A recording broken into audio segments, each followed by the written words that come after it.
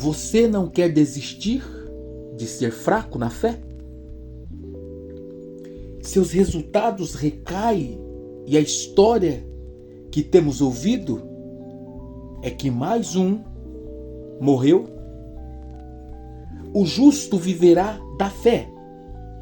Este vídeo deixará sua fé mais forte e resistente, pois estamos vivendo os dias da apostasia, sinal dos últimos dias. Temos livros que contam sobre os heróis da fé. Será que haverá fé na terra quando o Filho do Homem voltar? Ou só livros? Eis que cedo venho, guarda o que tens. No vídeo de hoje, nós vamos entender o porquê é necessário olharmos também com cuidado esse sinal que antecede a volta de Jesus. A apostasia que antecede o surgimento do anticristo, a apostasia que agora vemos, é algo que foi tratado pelo grande apóstolo Paulo em 2 Tessalonicenses, capítulo 2, verso 1 a 3. A apostasia, indicando o afastamento da fé que precede a manifestação do anticristo, é mencionada ali. O apóstolo exorta os crentes a não serem facilmente abalados em sua compreensão, quer por influências espirituais, palavras ou cartas, como se o retorno de Cristo estivesse eminente. Ele adverte sobre a necessidade de discernir e não ser enganado, pois antes da vinda de Cristo, a apostasia ocorrerá e o homem do pecado será revelado, é o que diz Paulo. Agora, entenda comigo, a palavra apostasia na Bíblia refere-se ao abandono deliberado e consciente da fé. Alguns estudiosos consideram este tipo de erro como imperdoável, associando-o ao pecado para a morte, mencionado em 1 João capítulo 5, verso 16. O crente sem fé negligencia as verdades, exortações, advertências, promessas e ensinamentos da palavra de Deus, conforme João, o evangelista, no capítulo 5, verso 44 a 47. Há uma proliferação da apostasia doutrinária ou teológica como prevista em 1 Timóteo capítulo 4, verso 1 a 5, ensinada por Paulo, onde alguns abandonarão a fé para seguir espíritos enganadores e doutrinas de demônios. Lembre-se, gente, que o Espírito nos tem dado uma declaração expressa no escrito de Paulo sobre o que haverá de acontecer e de fato está acontecendo nos últimos dias. E o que é? Haverá apostasia. O tratamento enganoso do pecado leva à prática aberta de comportamentos pecaminosos, conforme descrito em 1 Coríntios, capítulo de número 6, verso 9 a 10. A dureza do coração resulta na rejeição dos caminhos de Deus e na negligência da repreensão do Espírito Santo, como alertando-nos ele sempre esteve. E em Hebreus 3, 8 a 13 e 1 Tessalonicenses 5, 19 a 22, o Espírito Santo tem falado. Paulo escreveu na carta aos Colossenses capítulo 1, verso 23. Se é que permaneceis na fé. Olha a colocação de Paulo. Será que vocês têm permanecido na fé? Será que vocês ainda permanecem na fé? Alicerçados e firmes, não vos deixando afastar da esperança do evangelho que ouvistes e que foi pregado a toda criatura debaixo do céu, e do qual eu, Paulo falando, me tornei ministro. Eu creio que neste exato momento que você está me ouvindo e está entendendo que este sinal do fim A apostasia é algo real, verdadeiro, presente e que nós precisamos tomar o máximo de cuidado, porque está realmente ocorrendo a morte em massa da fé de muitas pessoas. Além da apostasia doutrinária, teológica, prevista por Paulo, sim, além desta, nós temos também a apostasia moral ou ética cristã, evidenciada. Tito, capítulo 1, verso 16. Entendemos onde alguns professam conhecer a Deus, mas suas ações contradizem essa confissão. Gálatas 5,13. 1 Pedro 2,16.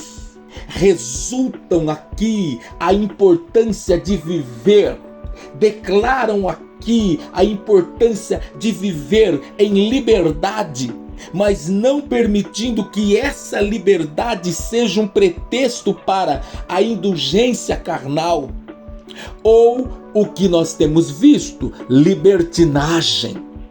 A distinção entre liberdade e libertinagem é destacada claramente, alertando que a verdadeira liberdade é exercida com modéstia, respeito e consideração pelas consequências de nossos atos, que muitas das vezes não paramos para pensar. As pessoas querem versos bíblicos que dizem claramente a razão da proibição para tantas coisas, que escraviza e que mata e que aumenta a maldade. E eu fico pensando muitas vezes, aonde encontraremos tantas declarações assim? Não querem aceitar, mas abandonam os princípios. Agora, queridos, as consequências da apostasia são lembradas em vários versos da Carta Magna, em várias passagens bíblicas. A consequência da apostasia é clara. Por quê? Temos a resposta de Deus. Porque Deus nos alerta sobre o abandono deliberado e consciente da fé. Porque as consequências são essas que estamos presenciando nesses dias finais. Gente que me ouve, o Espírito Santo, gente, não nos avisaria sobre esta possibilidade se não fosse possível acontecer. Não é vontade de Deus, mas Ele tem mostrado, porque Ele tem cuidado dos seus. As consequências da apostasia são lembradas porque não podemos confundir maldição com consequência. Não é maldição, é consequência da semeadura, o que nós estamos presenciando e vendo hoje em relação às consequências da apostasia. O apóstolo Paulo em Gálatas capítulo 6, versos 7 e 8 escreveu: não vos enganeis, Deus não se permite zombar. Portanto, tudo que o homem, ou seja, o ser humano semear, isso também colherá. Pois quem semeia para a sua carne, da carne colherá ruína. Mas quem semeia para o Espírito, do Espírito colherá a vida eterna. Vamos tratar aqui as consequências da apostasia. Mas antes que a gente continue, curta o vídeo agora. Antes que a gente continue as consequências da apostasia, se inscreva neste canal. Envia este conteúdo para filhos de Deus, espalhado por todas as redes sociais, nos grupos. Vamos agora compreender por que Deus tem nos alertado sobre o abandono deliberado e consciente da fé, que é um dos sinais que antecede a volta de Cristo. Em primeiro lugar, Deus nos tem alertado, porque Deus sabia, Deus sabe, Deus previa, Deus nos tem alertado porque o naufrágio na fé e a corrupção, gente, tem prejudicado a igreja do Senhor. Pode sim ter certeza, naufrágio na fé e corrupção, gente, tem sido realmente consequência da apostasia. Em 2 Timóteo capítulo 1, verso 19, sim, na carta de Judas, verso 10, pode sim ser claramente visto isto. Olha, escute, isto pode indicar uma crise espiritual. O naufrágio na fé tem sido visto nos dias atuais. Tem gente que não admite que a fé pode ser perdida.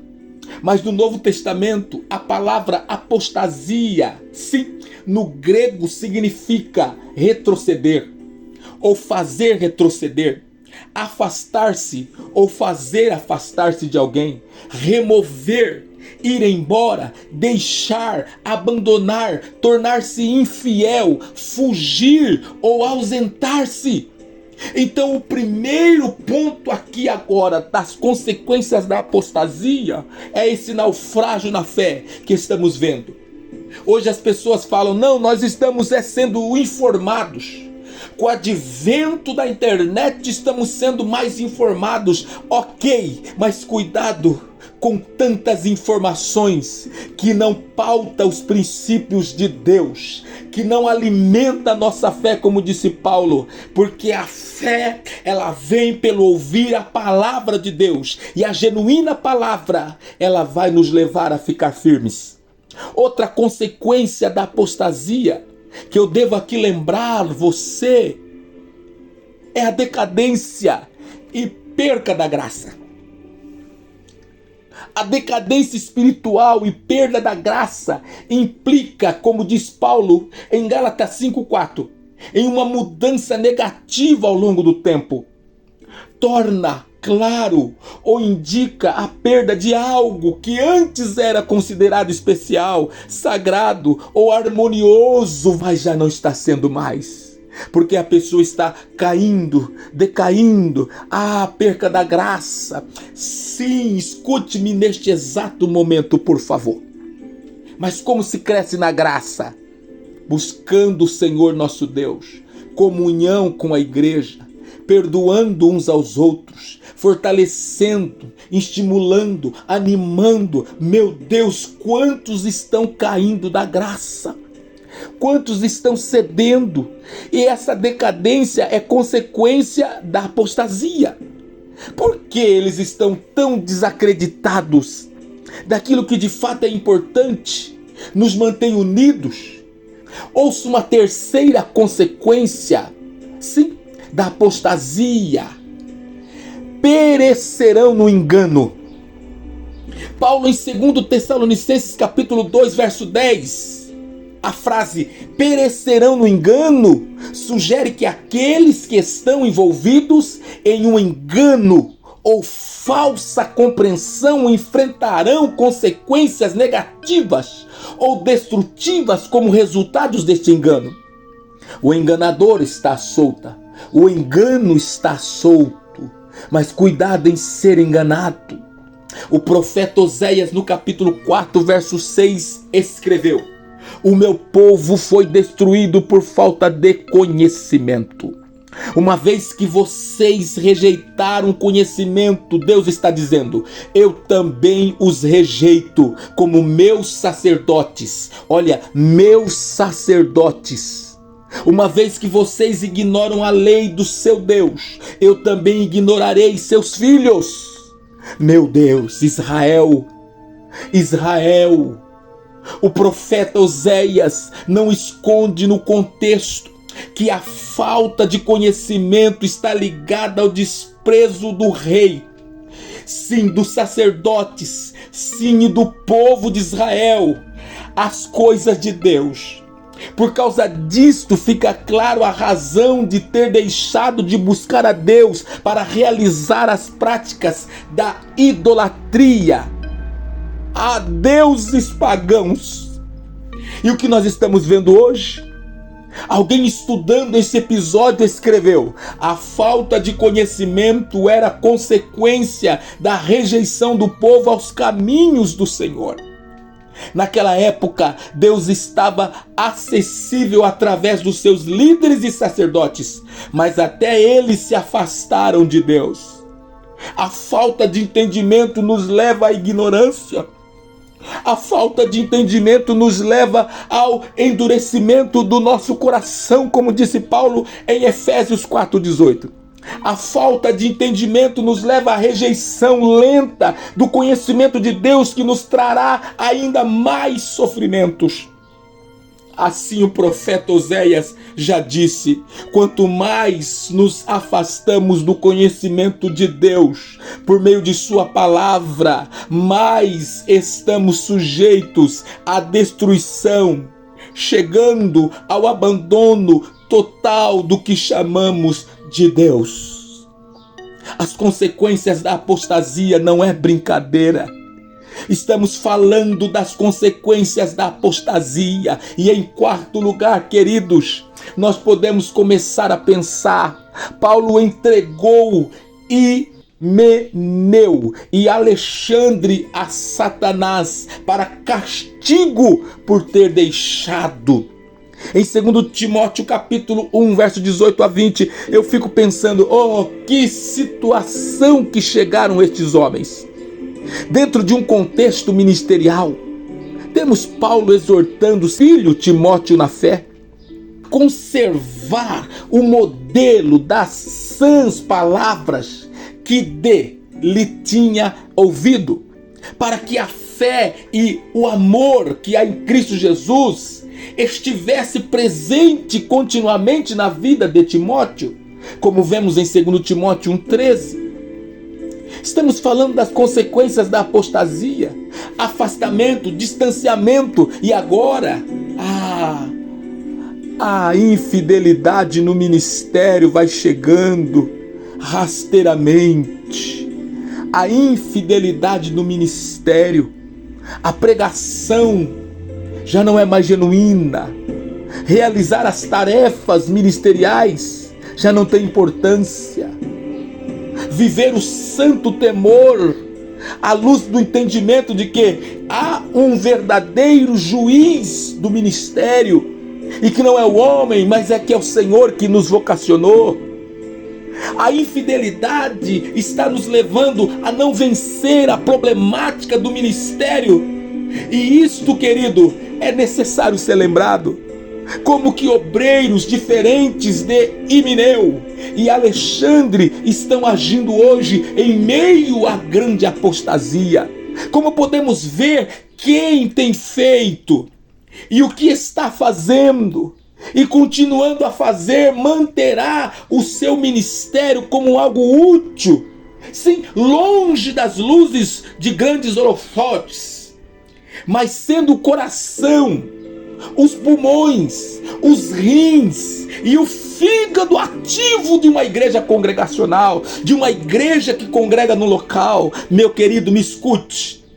Em primeiro lugar, compromisso com o estudo e amor à palavra de Deus.